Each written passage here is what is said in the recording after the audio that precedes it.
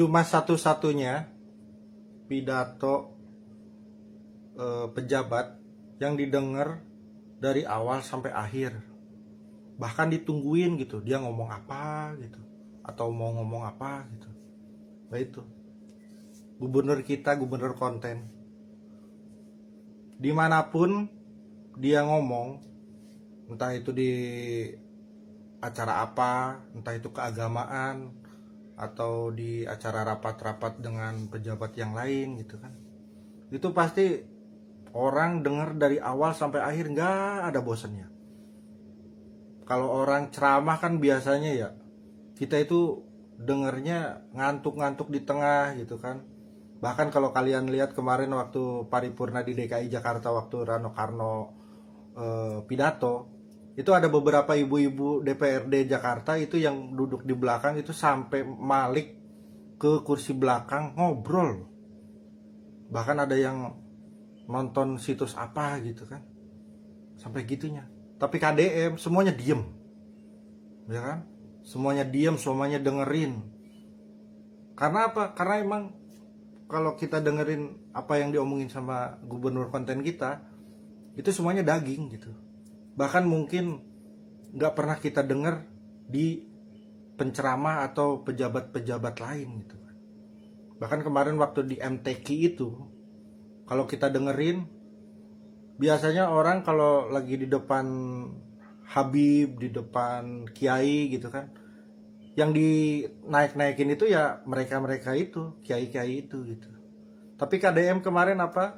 Yang dinaikin itu apa? Yang jaga musola, jaga langgar, yang di kampung, yang suka adzan di masjid, bela-belain ngambil waktu di sela-sela dia kesibukannya ke sawah, pagi-pagi dia adzan gitu.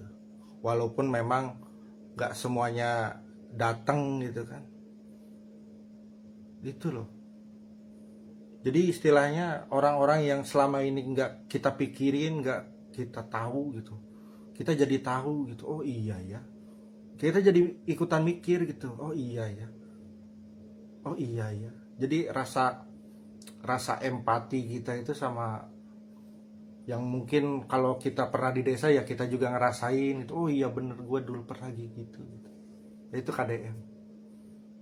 Coba siapa lagi yang bisa kayak gitu? Dan itu tanpa teks ya. Itu bener-bener di luar kepala gitu. Saking dia udah meresap gitu ilmunya teh. Pokoknya tandingan lah gubernur konten kita teh lah. Mantap. Coba komen gimana menurut kalian?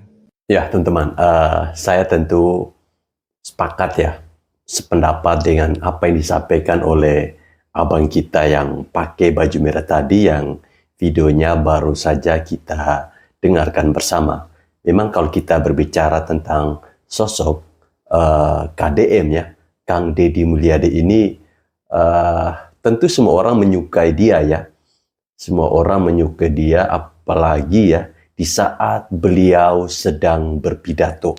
Ya, berpidatonya itu apa ya? Sangat berapi-api, kemudian membuat orang yang mendengarkan pidatonya itu bahkan tidak merasa ngantuk. Bahkan orang-orang yang mendengarkan pidatonya itu dibuat penasaran oleh Kang Deddy Mulyadi.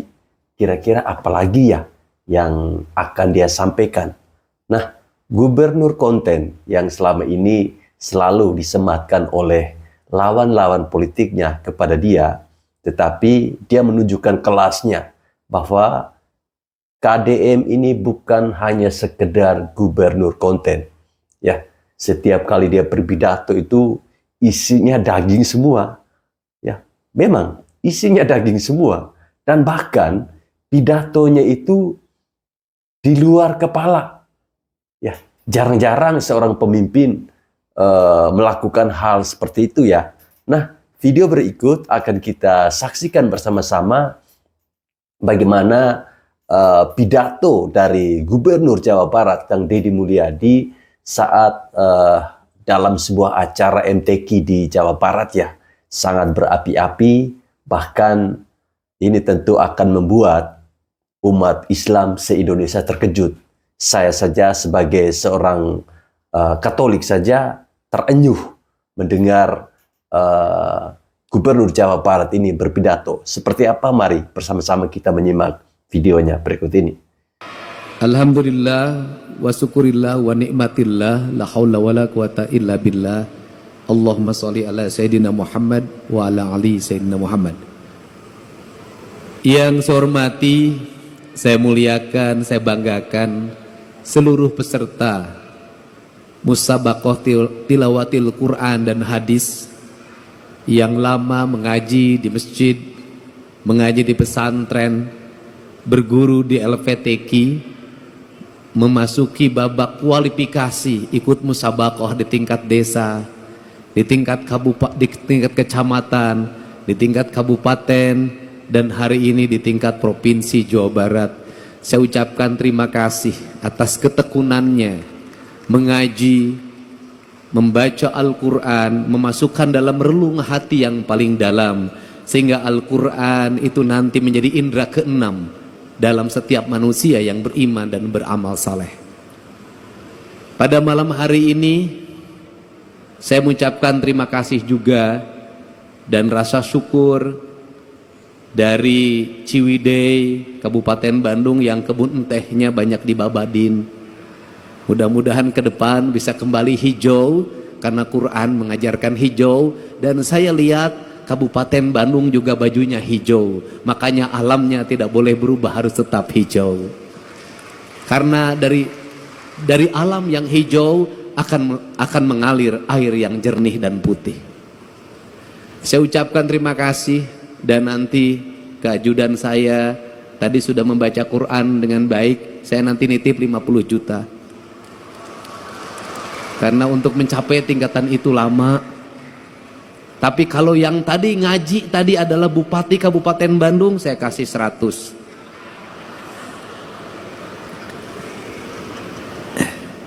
Saya mengucapkan terima kasih juga pada Kang Maman Imanul Haq.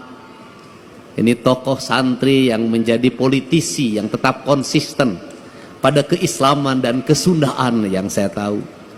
Sehingga kalimat kesundaan, mohon Pak Kemenag, Pak Kanwil, itu ketika saya wakil bupati dulu, ada dosen Universitas Pasundan bernama Hidayat Suryalaga. Dia menulis terjemah Al-Quran dalam rumpaka Sunda yang sudah disusun dalam bentuk mamaos. Dan saya minta di tahun depan itu masuk menjadi salah satu cabang yang diperlombakan, yaitu mamaos dalam bahasa Sunda, tapi isi mamaosnya adalah terjemahan Al-Quran. Saya ucapkan terima kasih juga, karena kalau tidak saya sebut nanti saya dimarahin oleh Pak Bupati. Kang Asep Romli, terus anggota DPR RI juga, keluarga besar, bedas, tepuk tangan, saya ucapkan terima kasih. Saya mengucapkan terima kasih pada Pak Ketua DPRD Provinsi Jawa Barat yang mewakili Pangdam 3 Siliwangi, yang mewakili Kapolda Jabar, yang mewakili Kepala Kejaksaan Tinggi Jawa Barat, yang mewakili Ketua Pengadilan Agama Provinsi Jawa Barat, Ketua Pengadilan Tinggi Provinsi Jawa Barat. Semoga kita semua dalam keadaan sehat walafiat. Saya mengucapkan terima kasih atas kehadiran Ibu anggota Komisi 5 DPRD Provinsi Jawa Barat, Ibu Humaira. Saya ucapkan terima kasih, bajunya putih sama dengan saya. Para bupati, para wali kota yang hadir pada kesempatan malam hari ini beserta istrinya, mohon sabar, saya tidak akan dulu beserta istri sampai wangsit nanti datang. Pak Ketua MUI, saya ucapkan terima kasih atas kehadirannya. Para Ketua LVTQ yang telah sukses menyelenggarakan kegiatan ini. Seluruh tamu undangan yang berbahagia. Kita hari ini memasuki pada sebuah fase di mana kita mengagungkan Al-Quran. Al-Quran yang diagungkan oleh kita adalah Al-Quran yang dilihat dari sisi estetika pembacaan. Dari estetika pembacaan itu pada akhirnya akan lahir pemaknaan. Karena nilai-nilai agama kalau tidak disampaikan secara estetika, maka kita tidak akan bisa memahami Sang Maha Kuasa. Kita ini sampai hari ini memaknai Allah, sujud pada Allah, itu baru sampai pada tingkat estetika, belum sampai pada tingkat hakikat, pada tingkat makna, pada makom spiritualitas yang tertinggi. Kita baru sampai pada tingkat estetik. Kita tertarik untuk salat dengan khusyuk, manakala imamnya berestetika dalam mengimami kita semua. Kita bolak-balik pergi umroh,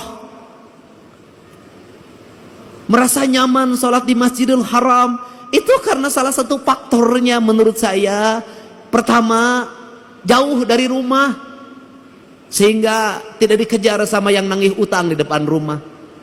Meninggalkan pekerjaan-pekerjaan yang ada di rumah, seluruh problem ditinggal semua.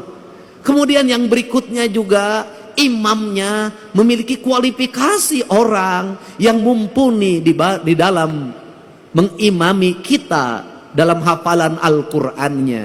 Setelah itu jangan dilupakan, bukan hanya imam, teknologi sound systemnya yang sangat tinggi dan harganya mahal. Kemudian kita seringkali berlaku tidak adil. Berlaku tidak adilnya apa? Seringkali orang-orang yang berdakwah mengejek imam-imam yang ada di kampung kita, yang bacaannya tidak begitu sempurna, qiraatnya tidak begitu menarik. Kemudian juga diperbandingkan dengan Masjidil Haram, tidak adil. Kenapa? Imam di kampung kita, satu, hidupnya bukan hidup dari mengimami. Ngimaman macul terus kah sawah, ngimaman poe pare itu kahujanan, ngimaman pamajikan di imah gogorowokan. Dia tidak fokus menjadi imam. Yang itu yang pertama, artinya dari sisi keikhlasan dia lebih ikhlas dari siapapun, tanpa digaji oleh DKM-nya, tanpa digaji oleh negara. Dia mengabdikan diri secara total menjadi imam, menjadi khotib, mengajar anak-anak di surau, mengajar anak-anak di pengajian-pengajian. Menurut saya bisa jadi yang dekat dengan Allah adalah dia, bukan yang di Masjidil Haram, tanpa membandingkan. Kalau yang di Masjidil Haram berapa gaji dalam setiap bulan? Rumahnya dijaga, kemudian dia spesifikasi imam, kemana-mana didampingi, lebih gagah dari gubernur Jawa Barat. Wajar. Aki-aki di Ciwidey, subuh-subuh kudu hudang, adana gogorogokan, nges adan capek-capek wenu datang hiji-hiji acan. Anu tukang umroh ge datang di lemur nama rajin soten keur umroh. Kemudian ada satu peristiwa ini yang azan di masjid, saking pusingnya ketika azan subuh tidak ada yang datang, kemudian dia berinisiatif adzan jam 9 pagi. Pada waktu adzan jam 9 pagi semua orang datang, ngamak. Sia gelo cenah moanya adan jam 8 ada naon sia teh.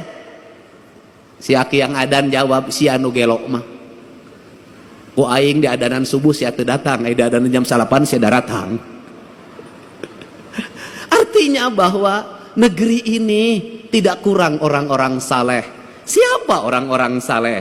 Orang-orang saleh adalah orang yang setiap hari tekun mengajar ngaji anak-anaknya di surau-surau, di tajuk-tajuk, di langgar-langgar. Orang yang tekun setiap hari azan, orang yang tekun setiap hari ngimam, orang yang tekun setiap hari khutbah, meskipun jamaahnya terbatas, tapi dia tidak pernah datang ke bupati untuk meminta honor. Itulah orang-orang hebat di negeri ini. Ya teman-teman, itu tadi pidato di acara pembukaan MTQH Jawa Barat tahun 2025 ya, yang disampaikan oleh Gubernur Jawa Barat Kang Deddy Mulyadi. Saya menanggapi ada satu poin penting yang menurut saya sangat-sangat masuk akal ya, bagaimana seseorang imam ya seharusnya ketika memberikan sebuah ceramah kepada para pengikutnya harus teduh ya. Ini tentu ya harapan saya teman-teman, harapan saya semoga pidato yang disampaikan oleh Kang Deddy Mulyadi bisa didengar oleh ustadz-ustadz yang selama ini terlalu ekstrim ya menyampaikan tentang ajaran-ajaran agama kepada para pengikutnya.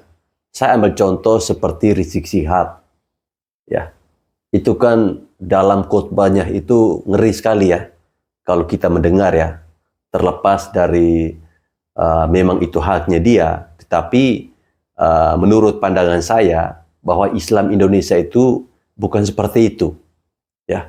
Islam Indonesia itu bukan seperti itu. Nah teman-teman, mari kita lanjut lagi menyimak pidato yang lebih dahsyat dari Gubernur Jawa Barat Kang Deddy Mulyadi. Selamat menyaksikan. Maka untuk itu tadi saya berpesan, ini bukan forum balapan Formula E. Ini bukan forum liga. Ini adalah forum spiritualitas. Tidak penting menjadi juara umum, tidak penting. Tidak penting menjadi juara pertama, kedua, ketiga, tidak penting. Tetapi yang lebih penting dari itu adalah Al-Quran masuk dalam cahaya ketua penyelenggara, sehingga ketua penyelenggaranya menjadi adil dalam tindakannya. Al-Quran masuk dalam cahayanya Gubernur Jawa Barat, sehingga Gubernur Jawa Barat bertindak adil dalam kebijakan-kebijakannya. Cahaya Al-Quran masuk ke relung hatinya Bupati, maka tindakannya menjadi adil. Dari gerakan membaca Al-Quran ini, maka terbebaslah orang-orang miskin, terbebaslah anak-anak yatim, terbangunlah peradaban hidup yang silih asa, silih asi, silih asu. Maka disitulah Al-Quran menjadi cahaya. Karena Al-Quran menjadi cahaya, maka Al-Quran bercahaya. Karena Al-Quran bercahaya, maka cahayanya terhampar. Maka Al-Quran tidak hanya dipahami tulisan yang ada dalam mushaf, yang kita lombakan, yang kita pertahankan, yang kita cium ketika ingin membacanya, yang kita simpan di atas kepala kita, yang kita simpan di rekal, dan ketika kita tidak berwudu maka tidak berani menyentuhnya, kayak saya NU. Tidak berani menyentuhnya. Tetapi di balik itu kita memahami gunung-gunung itu adalah hamparan Al-Quran.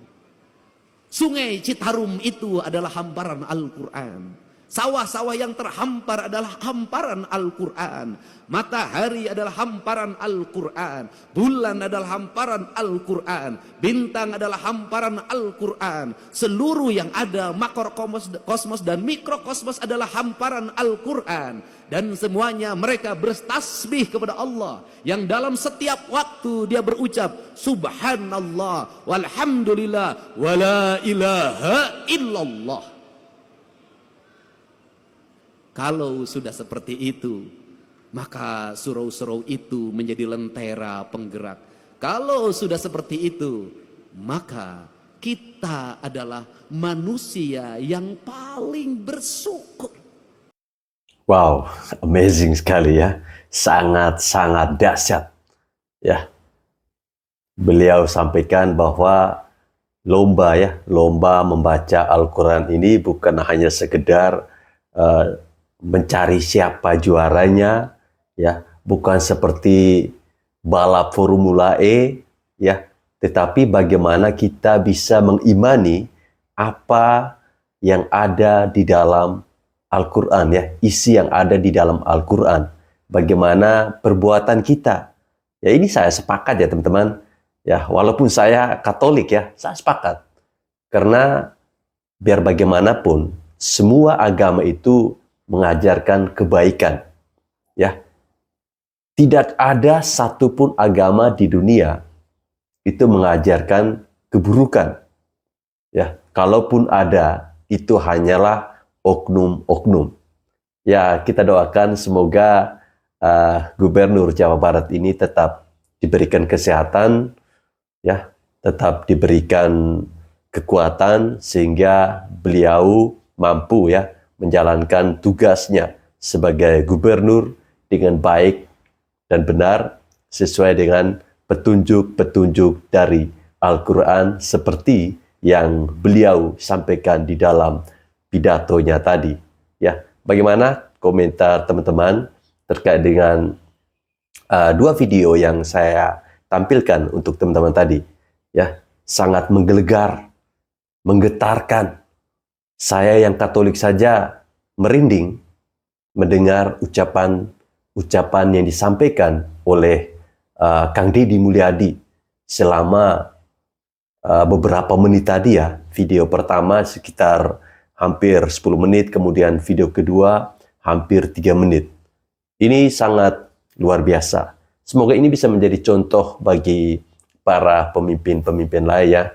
Pesan saya dari video yang saya tampilkan tadi, ya, seperti yang sudah pernah saya sampaikan tadi bahwa ya buat para ustadz-ustadz yang selalu memberikan ceramah-ceramah yang mau mengadu domba bangsa ini, segeralah bertobat. Ya, segeralah bertobat. Teman-teman tentu tahulah siapa orang-orang yang saya maksudkan. Terima kasih sudah menonton video ini. Salam hormat dari saya. Tetap jaga keutuhan negara kesatuan Republik Indonesia.